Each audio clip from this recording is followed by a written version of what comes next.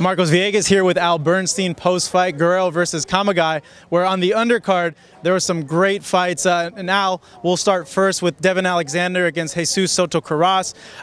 Looking at it, the most exciting fight I think I've ever seen Alexander in his entire career. It was very exciting, and he is not known for these kind of fights. He did box well, but also engaged against Jesus Soto Karass. I think the decision, which had two scores of 99-91, a little too lopsided, because I thought Soto Karass got some work done in this fight and won more rounds than that. But there's no question Devin Alexander won. And it was a really good performance. He used all the ring, and yet, as I pointed out, even though he boxed well, it was not a boring fight because Soto Karass was able to pressure him enough, and he threw lots of combinations and landed some very big punches. There was a lot of good action sequences, and for Devin Alexander, it certainly puts him back in the mix in the 147-pound division. I know with Karass, he's a fan-friendly fighter. Yes. Everybody wants to see him fight, but at some point, he got to put these in the bag, and he has to start winning.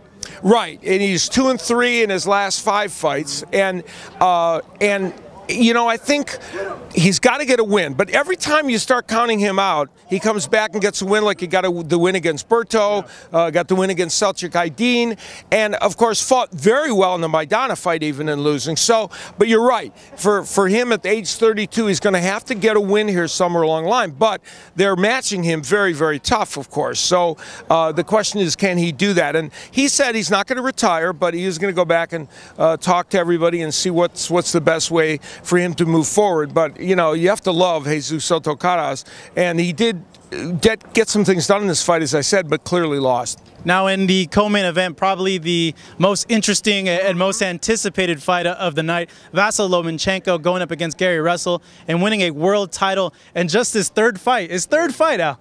Amazing. Of course, you know, he had, I think, 6 or 7 fights in the World Series of Boxing, which were under professional rules, and they were paid for it. But as he points out, I was fighting amateur, so I don't consider that. And it's not officially listed as a pro fight. Either way, even if you count those, he's only about 9-10 fights into a pro career. But the official fights in his third fight, and he tied the record of winning a title the quickest of anyone. You know, he had that amazing experience of 12 rounds against Orlando Salido, who came in overweight and outweighed him by maybe 20 pounds, and Salido fought a very rough and probably dirty fight. So, you know, Lomachenko almost won the fight. He came back, hurt Salido with a body shot, and very nearly won it. So that was the fight leading into this. And at the end of the day, in this fight against Gary Russell, Lomachenko showed that he was the best fighter by far that Gary Russell has faced. And Russell, of course, has faced very poor competition in his 24 pro fights. And I don't think was prepared to face a fighter like Lomachenko. And I always said, you know, all the intangibles pointed to Lomachenko winning this fight because, you know, Russell had never been 12 rounds. Russell has brittle hands. Russell had never faced anyone that would take him as far and test him as much as Lomachenko did. And when you looked at all of it, to me, Lomachenko came in as about a 7-5 favorite. It was hard for me to think of how Russell could win this fight. And Gary Russell gave a good effort, and he tried very hard, but Lomachenko had great body shots, he landed good straight left hands, and even showed great boxing skill changing the distance on Russell.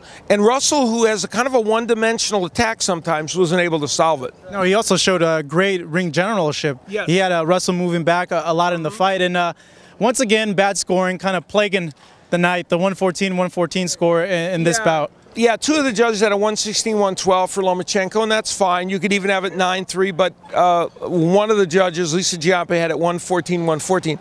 And the reason I thought that was egregious is you couldn't find 6 rounds to give, you know, to Gary Russell. That's the part. I just don't know. She had 4 of the first 5 for Gary Russell, and I just don't understand that. But the right man did end up winning the fight, even though it was by a majority decision. And for Lomachenko, it's fascinating. You know, there are a whole bunch of fighters in and around 126 and even up to 130 for him. So it's going to be very interesting. And, you know, even the first man he fought was a very good fighter, Ramirez. So he fought a good fighter, then he fought you know, a very good fighter, rugged, tough fighter, and now he's fought another great amateur who turned pro. So for Lomachenko, he's gotten so much done already in his pro career. I think at this point, Top Rank needs to kind of hold him down now and give him maybe a couple easy fights, because he's had a hard 3 fights already. Yeah, well, yeah, exactly. And I'm sure there's somebody in the top 10 that they can give him you know,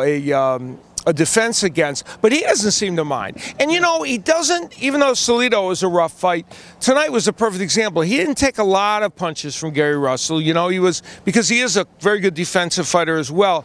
And I'll tell you what, Lomachenko is one of the best body punchers in the lower weight classes that I've seen.